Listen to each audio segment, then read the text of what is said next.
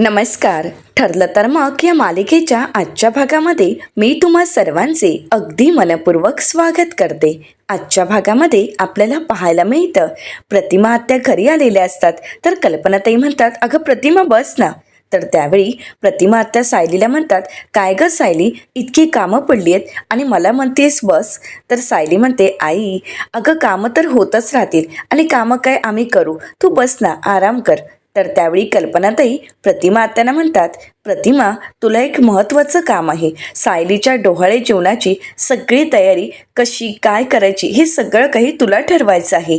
तर प्रतिमा आत्या म्हणतात, अगं हो कल्पना, पण ही तयारी आणि या सगळ्याचं प्लॅनिंग आपण दोघींनी मिळून करायचं आहे.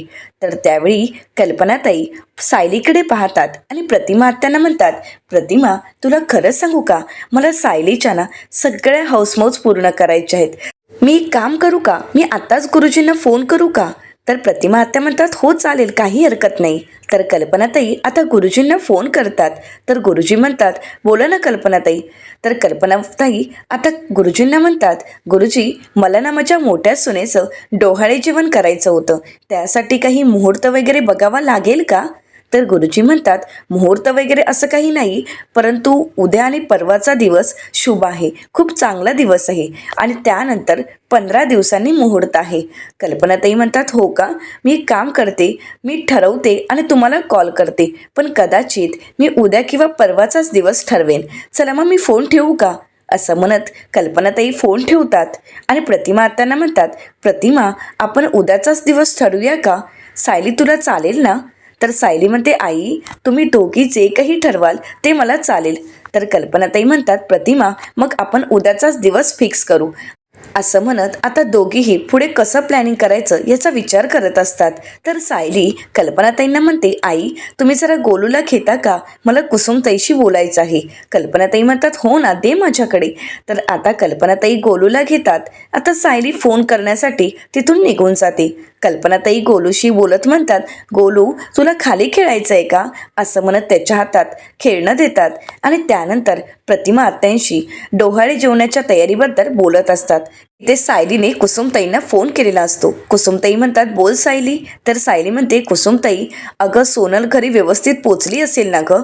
तर कुसुमताई म्हणतात, झालं म्हणजे अजूनही तुझ्या डोक्यात सोनलचाच विचार चालू आहे का.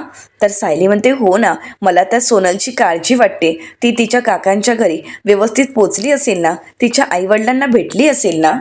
बरं तू एक काम करतेस का, तू तिच्या काकांना फोन करून विचारतेस की मी विचारू. तर त्यावेळी कुसुमताई सायलीला म्हणतात, तू किती दगदग करणार आहेस, तू नको फोन करूस, मी फोन करते आणि विचारते तिच्या काकांना, तू अजिबात काळजी करू नकोस. आता कुसुमताई आणि सायली यांचं हे बोलणं श्वेताने ऐकलेलं असतं. तर सायली कुसुमताईंना म्हणते, मला ना सतत सोनलची आठवण येत असते, सतत विचार येत असतो, ती जेवली असेल का, ती काय करत असेल, तिला त्या घरात करमत तर असेल ना, तिला तिथे शांत झोप लागत असेल की नाही. बरं गौरी कशी आहे, गौरी काय करते. तर कुसुमताई म्हणतात, गौरीची काळजी करू नकोस, आता निदान थोडं थोडं का होईना पण खायला तरी सुरुवात केली आहे तिने, हळूहळू रुळते ती. आता सायली इथे फोनवर बोलत असते. कुसुमताई आणि कल्पनाताई यांच्या बोलण्यामध्ये त्या हरवून गेलेल्या असतात. त्या दोघीही सायलीच्या डोहाळे जेवणाची तयारी कशी करायची यावर चर्चा करत असतात आणि या सगळ्यांची नजर चुकवून गोलू घराबाहेरच्या दरवाजापर्यंत आलेला असतो. आता दरवाजाला पकडून तो उभा राहतो आणि त्यावेळी मात्र प्रतिमा आत्यांचं लक्ष जातो. प्रतिमा आत्या घाबरतात आणि म्हणतात, गोलू कल्पना अगं बघ ना, गोलू कुठे गेलाय. तर त्यावेळी कल्पनाताई सुद्धा पाहतात, त्याही घाबरतात आणि मोठ्यानेच म्हणतात, गोलू. तर आता या दोघींचा आवाज येताच सायली सुद्धा मागे वळून पाहते आणि म्हणते, गोलू. तिघेही घाबरून गेलेले असतात, कारण गोलू दरवाजाला पकडून उभा असतो, परंतु आता त्याचा तोल जाईल याची मात्र तिघांनाही भीती असते. तर दुसरीकडे आपल्याला पाहायला मिळतं, प्रियाला आता श्वेताचा फोन आलेला असतो. प्रिया म्हणते, बोल श्वेता. तर त्यावेळी श्वेता प्रियाला म्हणते, बरं ऐक, फोटो आणि चिठ्ठी तयार आहेत ना. तर प्रिया म्हणते, हो, पण एवढी का गं घाई. तर त्यावेळी श्वेता म्हणू लागते की मी आत्ताच कुसुमताई आणि सायली या दोघांचंही बोलणं ऐकलं आहे. सायली कुसुमला म्हणत होती की आता आपल्याला सुरेश यांना फोन करून त्या सोनलची खुशाली विचारावी लागेल आणि कदाचित आता कुसुमताई ते सुरेश यांना फोन करण्याची शक्यता आहे, म्हणून मला असं वाटते की तो फोटो आणि चिठ्ठी लवकरात लवकर पाठवा. तर त्यावेळी आता प्रिया म्हणते हो ते तर तयार आहे, त्यामुळे काळजी करू नकोस. मला वाटलंच होतं की हे सगळं काही असं घडणार. तर श्वेता म्हणू लागते परंतु सुरेश यांनाही कदाचित फोन जाईल, मग त्या सुरेशला काय बोलायचं आहे हे माहीत आहे ना, या सगळ्या गोष्टी मॅनेज होतील ना. तर प्रिया म्हणते हो होईल मॅनेज. इतक्या सगळ्या गोष्टी मॅनेज झाल्या. तो तिथे येऊन बोलला. सायली अर्जुनचा विश्वास बसला आणि ही गोष्ट मॅनेज होणार नाही आहे का? काही हरकत नाही, त्याला काय बोलायचं हे मी सांगेनच, त्यामुळे तू घाबरू नकोस, असं म्हणत आता प्रिया फोन ठेवते आणि नागराजला म्हणते तुम्ही एक काम करा, सचिनला लगेच फोन करा आणि ती चिठ्ठी आणि फोटो मागवून घ्या. आणि हो कदाचित त्या सुरेशला फोन येईल आणि सोनलशी सायली किंवा कुसुम बोलण्याचा प्रयत्न करतील, तेही मॅनेज करावं लागेल. नागराज म्हणतो हो हो करतो, मॅनेजच करायचं आहे, असं म्हणत नागराज आता सचिनला फोन करायला घेतो. तर दुसरीकडे सुभेदारांच्या घरी आपल्याला पाहायला मिळतं सायली जीवाचीही पर्वा न करता गोलूला वाचवण्यासाठी धावत पळत दरवाजापर्यंत येते आणि लगेच गोलूला उचलून घेते आणि त्यानंतर कल्पनाताईंकडे देते. तर त्यावेळी सायली धावत पळत आल्यामुळे तिला त्रास होत असतो. प्रतिमा आत्या सायलीला विचारतात सायली बाळा तू ठीक आहेस ना? परंतु सायलीच्या थोडं पोटात दुखत असतं. पण त्याच वेळी मात्र अस्मिता सुद्धा घरी आलेली असते.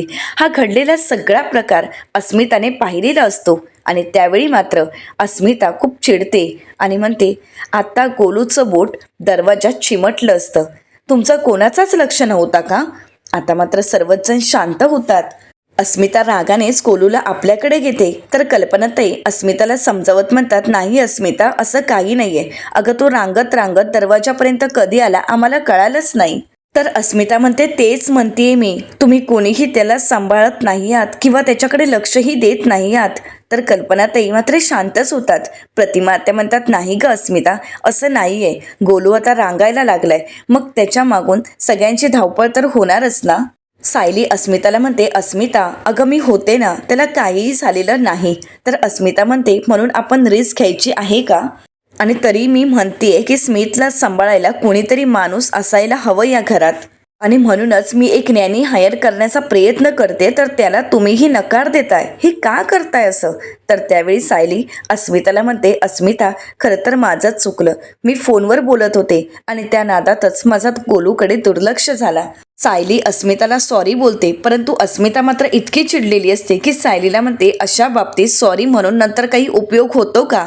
आता अस्मिता इतकी चिडलेली पाहून अश्विन अस्मिताला शांत करत म्हणतो अस्मिताई तू अगोदर शांत हो, आणि सगळ्यात महत्त्वाचं म्हणजे तू मम्मा आणि सायली वहिनीशी बोलतेस हे विसरू नकोस. तर अस्मिता अश्विनला म्हणते या सगळ्यात मी काय चुकीचं बोलते ते तरी सांग मला. अरे मी फक्त एवढंच म्हणते की मम्माला हा लोड झेपणार नाही आहे, आता तिला कोणाच्या तरी मदतीची गरज आहे आणि म्हणूनच एखादी नॅनी हायर करूया. तर आता सायली अस्मिताला म्हणते अस्मिता अगं मी आहे ना घरी, यापुढे अशी चूक नाही होणार, माझा गोलूकडे दुर्लक्ष होणार नाही याची मी तुला खात्री देते.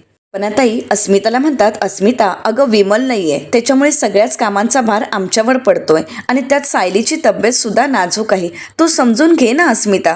तर अस्मिता म्हणते हो मी समजून घेते, म्हणूनच मी तुम्हाला ही गोष्ट सुचवली की आपण स्मिथसाठी एक नॅनी हायर करूया. या सगळ्याचा लोड तुम्ही दोघींनी नका घेऊ, कारण तेवढं आता तुम्हाला झेपणार नाहीये, कारण या सगळ्या गोष्टींचा भार आणि त्या स्मिथला सांभाळण्याची जबाबदारी हे सगळं काही हँडल होणार नाही.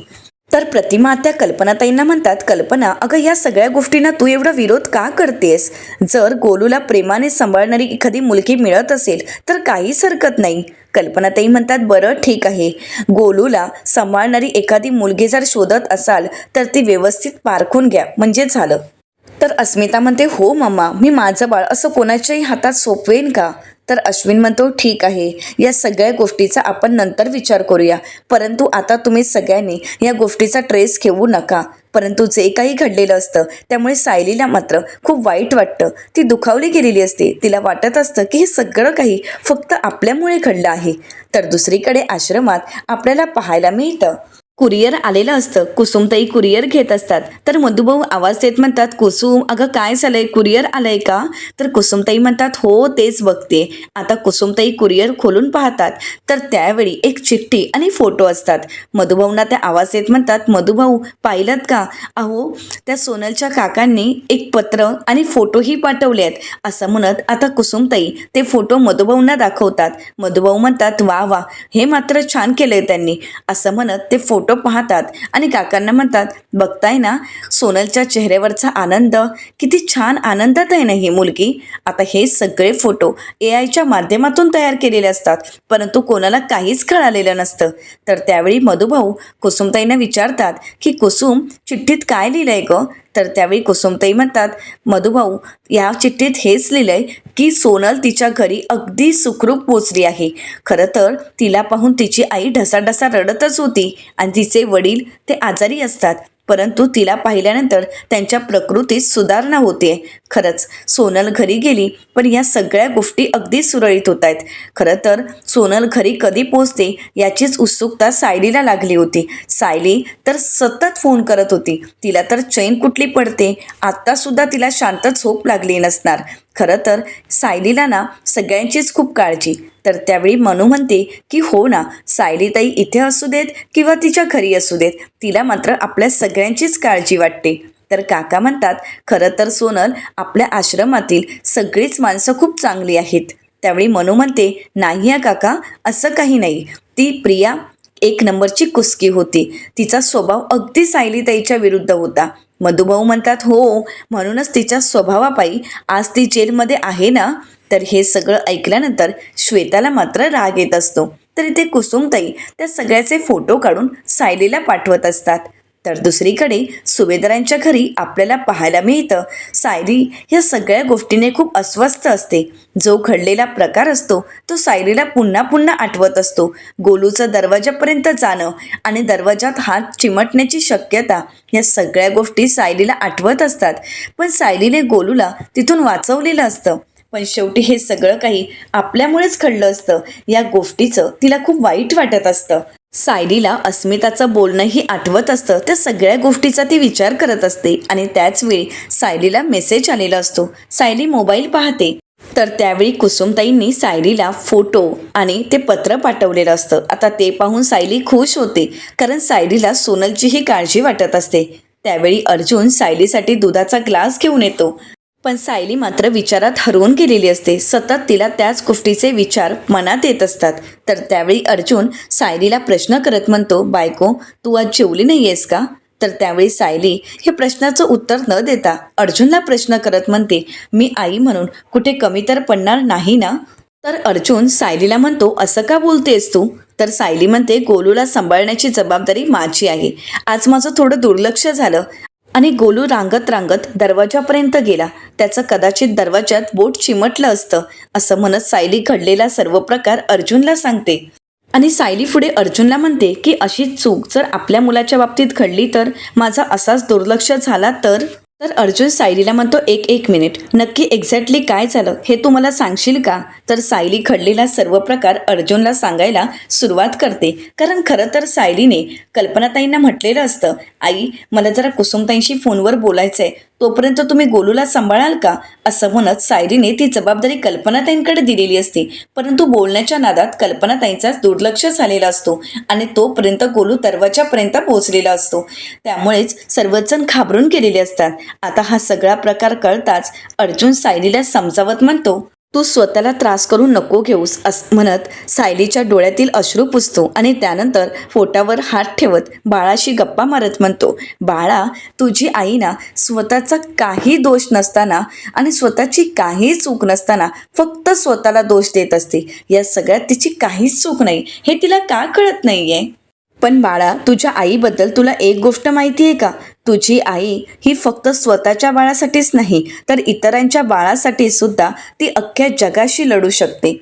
आणि खरं तर हे जग सुंदर आहे ना, ते तुझ्या आईसारख्याच लोकांमुळे.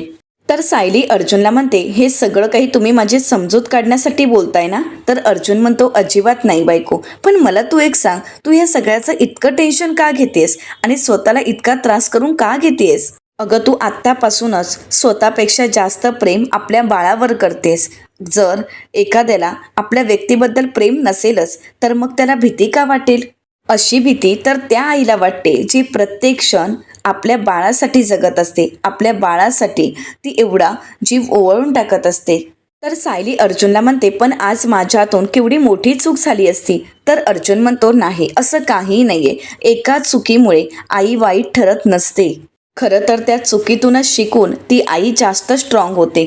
तर सायली अर्जुनला म्हणते, हे सगळं काही बोलून तुम्ही माझं मन राखताय, पण खरं सांगू का, हे सगळं ऐकून खरंच खूप बरं वाटलं.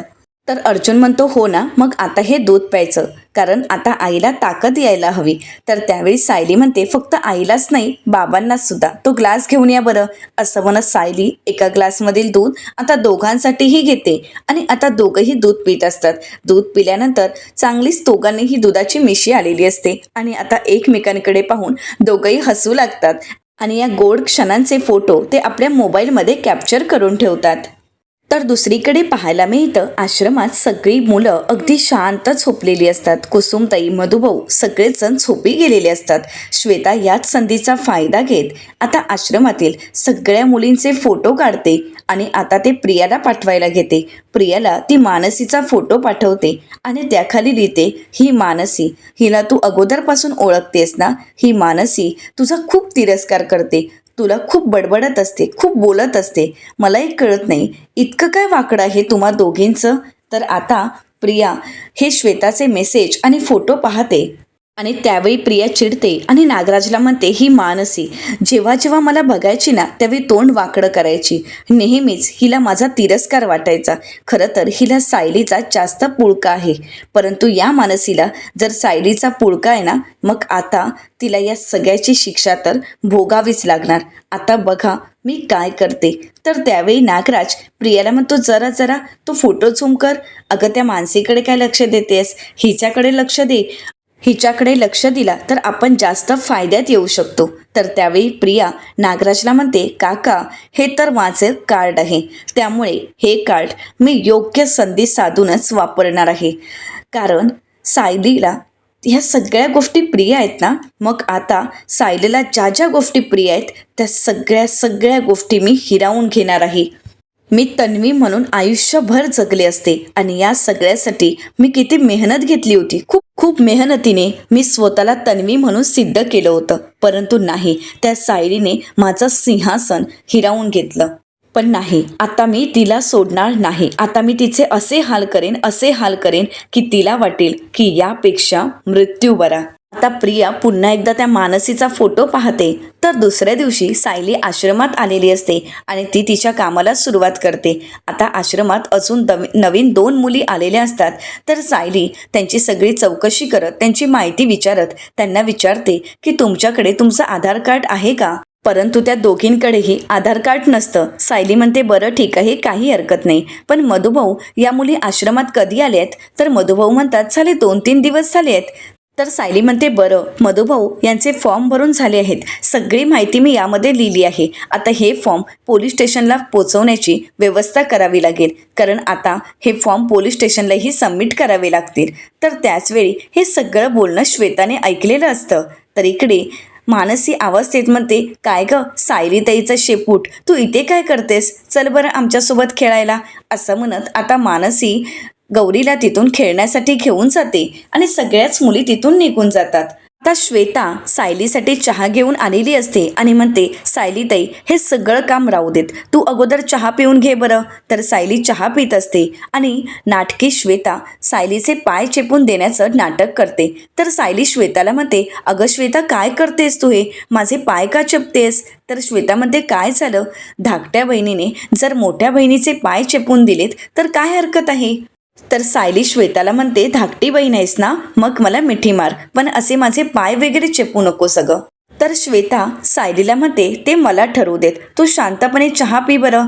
तर सायली म्हणते, खरंच श्वेता तू काही माझं ऐकत नाहीस. तर श्वेता सायलीला म्हणते, सायली ताई मला तुझ्याशी थोडं बोलायचं होतं. सायली म्हणते, बोल ना, काय झालंय? तर श्वेता म्हणते, मी ज्यावेळी आश्रमात आले त्यावेळी मी तुला म्हटलं होतं की मला काम हवंय, कारण मी जर काम केलं तर या आश्रमात थोडाफार हातभार तरी लागेल ना, काहीतरी खर्चात माझी मदत होईल. तर सायली श्वेताला म्हणते, श्वेता तू खर्चाचा विचार करू नकोस. तर श्वेता म्हणते, असं कसं? मी आश्रमात आले म्हणजे खाणारं एक तोंड तर वाढलंच ना गं. आणि तर आपल्या आश्रमात आता अजून 2 मुली आल्या आहेत, त्यामुळे आता आश्रमचा खर्च तर वाढणारच ना. मग या सगळ्यात मी जर काही काम केलं तर आपल्यालाच मदत होईल. तर त्यावेळी सायलीला आता अस्मिताचं बोलणं आठवतं. अस्मिता म्हणालेली असते की प्लीज मला गोलूला सांभाळण्यासाठी एखादी नॅनी हायर करू देत आणि त्यासाठी तुम्ही प्लीज नकार देऊ नका. त्यावेळी कल्पनाताई म्हणालेल्या असतात, तुम्ही जी गोलूला सांभाळायला मुलगी ठेवाल ती व्यवस्थित पारखून घ्या म्हणजे झालं. आता सायलीला हे सगळं बोलणं आठवतं आणि या सगळ्यासाठी तिच्यासमोर श्वेताचा चेहरा येतो. या सगळ्यासाठी श्वेता योग्य आहे असं सायलीला वाटतं आणि म्हणूनच सायली श्वेताला म्हणते, श्वेता तुला जर आमच्याच घरात काम दिलं तर चालेल का तुला? तर श्वेता खुश होते आणि म्हणू लागते, हो चालेल ना, काहीच हरकत नाही. काय करायचंय? धुणी भांडी लादी पुसणं सगळं काम मी करेन. तर त्यावेळी सायली म्हणते, नाही नाही, यातलं काहीच करायचं नाहीये. तुला फक्त माझी नणंद आहे ना, तिचा मुलगा आहे स्मित, तो काही महिन्यांचा आहे, त्याला सांभाळायचा आहे. तर श्वेता म्हणते, हो मी सांभाळेन ना, काही हरकत नाही. आणि मध्ये मध्ये ज्यावेळी वेळ मिळेल त्यावेळी मी आश्रमात सुद्धा येईल, कारण मधुभाऊ आणि काका या दोघांकडे सुद्धा थोडं लक्ष द्यायला हवाच ना. तर सायली म्हणते, हो. तर श्वेता तर खूप खुश होते आणि श्वेता मनाशीच म्हणते, खरंच प्रिया बोलते ते अगदी खरं आहे. ही मूर्ख सायली कोणावरही अगदी पटकन विश्वास ठेवते. माझ्यावर तर तिने किती आंधळा विश्वास ठेवलाय आणि म्हणूनच अस्मिताचं बाळ सांभाळण्याची जबाबदारी तिने माझ्यावर सोपवली आहे. तर सायली मनाशीच म्हणते, खरं तर बरं झालं आता श्वेता मिळाली आहे. श्वेता इतकी विश्वासू मुलगी कोणी असूच शकत नाही. आता अस्मिताचाही ताण कमी होईल आणि आईंचाही. तर त्यानंतर सायली श्वेताला म्हणते, बरं श्वेता आता आपल्याला निघावं लागेल. श्वेता म्हणते, आत्ता? तर सायली म्हणते, हो आता निघताना 2 दिवसापुरते कपडे घे, त्यानंतर आलीस की बाकी सगळे कपडे घेऊन चल. तर श्वेता म्हणते, हो काही हरकत नाही. तर श्वेताला सायली म्हणते, खरं तर आज माझं डोवाळे जेवण आहे आणि आज जर तू घरी आलीस तर आईंना थोडी मदतच होईल ना. तर श्वेता म्हणते, हो हो मी त्यांना सगळी मदत करेन. तर सायली श्वेताला म्हणते, हो श्वेता, परंतु या सगळ्याबद्दल तू घरच्यांना कोणालाही काही सांगू नको, कारण या सगळ्यांना आई स्वतः फोन करून आमंत्रण देणार आहेत. श्वेता म्हणते, हो चालेल, मी कोणाला काहीच सांगत नाही, मी बॅग भरते हा. असं म्हणत श्वेता बॅग भरण्यासाठी तिथून निघून जाते. तर त्यावेळी ह्या सगळ्याबद्दल सायली आता मधुभाऊ आणि कुसुमताई या दोघांना सांगते. सायली मधुभाऊंना म्हणते, काही दिवसापासून आम्ही अस्मिताच्या बाळासाठी कोणीतरी सांभाळायला शोधत आहोत. मला असं वाटतंय की त्यासाठी श्वेता योग्य आहे आणि म्हणूनच मधुभाऊ मी असा विचार केला की श्वेताला आमच्या घरी राहायला घेऊन जाते, म्हणजे तिचं अस्मिताच्या बाळाला सांभाळणंही होईल, तिलाही 4 पैसे मिळतील आणि आम्हालाही मदत होईल. मधुभाऊ म्हणतात, काही हरकत नाही. कुसुमताई म्हणतात, कल्पना तर छान आहे, परंतु आश्रमातील सगळ्याच मुलांना तिचा लळा लागलाय ना. तर मधुभाऊ म्हणतात, मग ती आश्रमात येणारच नाही आहे का? म्हणजे ती दुपारी जर ते बाळ झोपलं तर आश्रमात येऊ शकते ना. तर सायली म्हणते, हो तसंही ती आश्रमात येऊ शकते, कारण आपल्या 2 घरांमध्ये अंतर किती आहे, 10 मिनिटाचंच तर अंतर आहे. तर त्यावेळी आता सोम्या आणि आश्रमातील मुलं अगदी फुगून असतात. सायली म्हणते, काय रे काय झालं तुमचं? तर सोम्या म्हणतो, बघ ना सायलीताई, आता मुली सगळ्या पिकनिकसाठी जात आहेत आणि आम्ही मात्र इथेच. तर त्यावेळी सायली म्हणते, पिकनिक? कसली पिकनिक? तर कुसुमताई म्हणतात की हो, म्हणजे मी मानसीचं नाव ते विणकाम भरतकाम त्यामध्ये नोंदवलं, त्यावेळी त्या मॅडम म्हणाल्या होत्या की कर्जतला पिकनिक जाणार आहे, पण ती आत्ता जाणार आहे हे ते म्हणाले नव्हत्या. तर त्यावेळी आता सगळ्याच मुली आपापल्या बॅगा घेऊन येतात. तर मानसी म्हणते, कुसुमताई अगं आजच जाणार होती, कारण तुझं मॅडमशी बोलणं झालं होतं, त्या म्हणाल्या होत्या की उद्याच पिकनिक जाणार आहे आणि त्यावेळी तर तू हो म्हणाली होतीस. तर कुसुमताई म्हणतात, मला आठवत नाही, म्हणजे मी नीट ऐकलं नाही आहे, मला असं वाटतंय. तर त्यावेळी आता सगळ्याच मुली कर्जतला पिकनिकसाठी निघालेल्या असतात. तर दुसरीकडे आपल्याला पाहायला मिळतं, श्वेता आता प्रियाला फोन करते. तर प्रिया आता हॉस्पिटलमध्ये नाही तर जेलमध्ये पुन्हा आलेली असते. तर आता प्रिया श्वेताला म्हणते, बोल ग. तर त्यावेळी घडलेला सर्व प्रकार श्वेता प्रियाला सांगते आणि म्हणू लागते, प्रिया आता तू कुठे आहेस, हॉस्पिटलला की जेलमध्ये? तर प्रिया म्हणते ते महत्त्वाचं नाही आहे, तू फोन का केलायस तो सांग. तर श्वेता म्हणते की आजपासून सायलीने तिच्याच घरी मला काम दिलं आहे, त्यामुळे आता मला तिथेच जावं लागेल. तर त्यावेळी प्रिया म्हणते तू यासाठी नकार दिला नाही आहेस का? कारण आता तुझी खरी गरज ही आश्रमात आहे, तू तिथे जाणं योग्य नाही. तर श्वेता म्हणते नाही, मी तिला होकारच दिला, कारण अधेमध्ये मी आश्रमात येतच राहीन. तर त्यावेळी प्रिया म्हणते काही हरकत नाही, आमचं ज्यावेळी काम असते त्यावेळी तू आश्रमात असणं गरजेचं आहे. तर श्वेता म्हणते हो, आता सुभेदारांचं घर आणि आश्रम दोन्ही माझ्या ताब्यात आहेत. तर आता प्रिया म्हणते बरं ठीक आहे, परंतु कधी निघणार आहेस तू? तर त्यावेळी श्वेता म्हणते आत्ताच जावं लागेल, कारण आज सायलीचं डोहाळे जेवण आहे. आता हे ऐकल्यानंतर प्रिया चिडते आणि म्हणू लागते आज आणि सायलीचं डोहाळे जेवण? खरं तर सायलीच्या अगोदर मी प्रेग्नेंट आहे, मग माझं डोहाळे जेवण असायला हवं होतं ना. मग तिथे सायलीचं कौतुक होणार आहे, तिचं डोहाळे जेवण होणार, आणि मी काही त्या पांढऱ्या साडीत इथेच चढत बसणार आहे का? तर त्यावेळी श्वेता म्हणते पण आता त्याला काही इलाज नाही आहे. तर प्रिया म्हणते आहे, माझ्याकडे प्रत्येक गोष्टीला इलाज आहे, मी सायलीला हे सुख उपभोगू देणार नाही. आजच आपण मानसी आणि आश्रमात आलेल्या 2 नवीन मुलींना उचलणार आहोत.